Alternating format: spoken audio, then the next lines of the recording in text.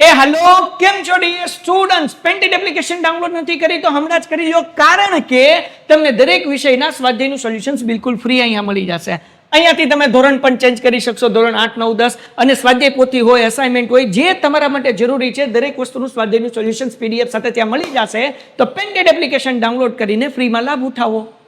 નમસ્કાર વિદ્યાર્થી મિત્રો, સ્વાગત છે તમારું તમારી પ્રિય યુટ્યુબ ચેનલ પેન્ટેડ સાથીમાં.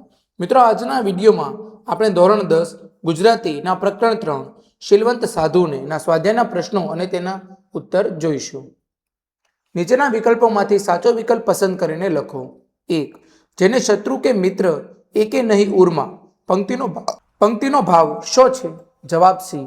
જીવનથી નિર્લેપ બનવાનો ભાવ. 2. શીલવંત સાધુનો શબ્દાર્થ. જવાબ એ. ચરિત્રવાન. પ્રશ્ન 2. નીચેના પ્રશ્નોના એક એક વાક્યમાં ઉત્તર લખો. 1.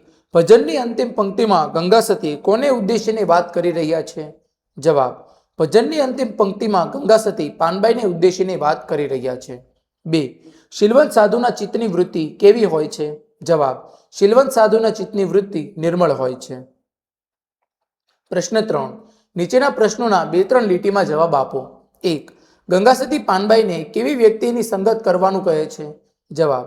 જેનું જીવન નિર્મોહી હોય અને ભજનમાં વ્યસ્ત રહેતો હોય એવી વ્યક્તિની સંગત કરવાનું ગંગા સતી પાનબાઈને કહે છે. જે સંતના મન, વચન અને વાણીમાં એકરૂપતા હોય, જે આઠે પહોર દિવ્યાનંદમાં રહેતો હોય અને જે પરમાત્માના ધ્યાનમાં લીન હોય છે. હેલો કેમ છો dear students painted application download નથી કરી તો હમણાં જ કરી લો કારણ કે તમને દરેક વિષયના સ્વાધ્યાયનું સોલ્યુશન્સ બિલકુલ ફ્રી અહીંયા મળી જશે. અહીંયાથી તમે ધોરણ પણ ચેન્જ કરી શકશો ધોરણ 8 9 10 અને સ્વાધ્યાય પોથી હોય અસાઇનમેન્ટ હોય જે તમારા માટે જરૂરી છે દરેક વસ્તુનું સ્વાધ્યાયનું સોલ્યુશન્સ પીડીએફ સાથે ત્યાં મળી જશે તો પેન્ટેડ એપ્લિકેશન ડાઉનલોડ કરીને ફ્રીમાં લાભ ઉઠાવો. 2. કવિયત્રી વારંવાર નમવાનું શા માટે કહે છે? જવાબ. ગમે તેવી પરિસ્થિતિમાં પણ તેના વર્તનમાં કોઈ ફેર પડતો નથી. શીલવંત સાધુમાં આદર્શ સંતના તમામ ગુણો હોય છે. એના મનની વૃત્તિ પરમાત્મામાં લીન હોય છે. આવા સંત પર જ પરમાત્માની કૃપા વરસે છે. પ્રશ્ન 4. નીચેના પ્રશ્નોના 7-8 લીટીમાં જવાબ આપો. 1. શીલવંત સાધુ તમે કોને કહેશો? તે કાવ્યના આધારે જણાવો. જવાબ. સાધુ ચરિત્રશીલ હોય છે. તેઓ હંમેશા નિર્મળ અને પવિત્ર હોય છે. આથી જ પરમાત્માની એમના પર કૃપા વરસે છે.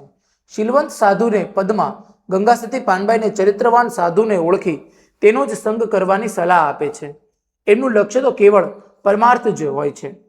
એમને કેવળ પરમાત્માના વચનોમાં જ વિશ્વાસ હોય છે.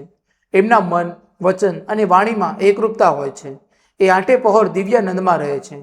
આવા સંતનો સંગ કરવાથી જ સંસાર તરી જવાય છે. એમની તરુણાવસ્થા જાગી ગઈ હોય છે. એ મોહ માયાથી પર હોય છે. મિત્રો, અહીં આપણો સ્વાધ્યાય એ પૂર્ણ થાય છે. તમે હજુ સુધી પેન્ટેડ સાથે સાથે ન જોડાયો હો તો આજે જ પેન્ટેડ સાથીને સબસ્ક્રાઇબ કરો. હવે આપણે મળીશું એક નવા પાઠના સ્વાધ્યાયના પ્રશ્નો અને તેના ઉત્તરો સાથે.